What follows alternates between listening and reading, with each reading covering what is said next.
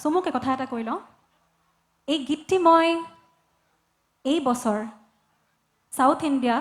অৰ্থাৎ বিশাখাপট্টনমত মই পৰিৱেশন কৰিছিলোঁ য'ত এজনো চাগে অসমীয়া ভাষা কোৱা লোক নাছিল তথাপিতো মই সাহস কৰি গোৱালপাৰীয়া লোকগীত গাইছিলোঁ বিহু ইনফেক্ট গাইছিলোঁ বিহু সকলোৱে শুনিছে সেয়েহে মই নতুন লোকগীত এটা গাবলৈ ভাবিলোঁ যে গোৱালপাৰীয়া লোকগীত গোৱাটো ভাল হ'ব গতিকে এই গীতটি মই যেতিয়া পৰিৱেশন কৰিছিলোঁ আপোনালোকে বিশ্বাস কৰক প্ৰত্যেকজন সাউথ ইণ্ডিয়ান মানুহ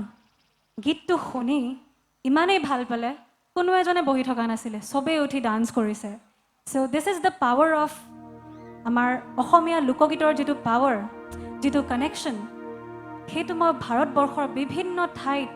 যেতিয়া গীত পৰিৱেশন কৰোঁ লোকগীত বিশেষকৈ পৰিৱেশন কৰোঁ নিজকে যে কিমান গৌৰৱ মানে মোৰ ফিল হয় মই ভাষাৰে বুজাব নোৱাৰোঁ গতিকে আই ফিল প্ৰাউড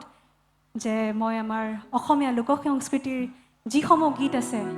সেয়া বিভিন্ন ঠাইত পৰিৱেশন কৰিবলৈ চেষ্টা কৰোঁ আমাৰ অসমক ৰিপ্ৰেজেণ্ট কৰিবলৈ চেষ্টা কৰোঁ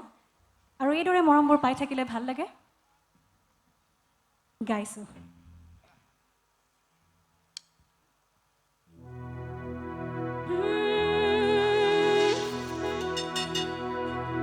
দিনে দিনে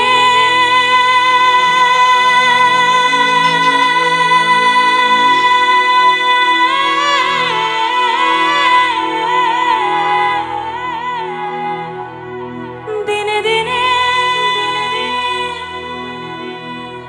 খুশিয়া পহরিবে রঙে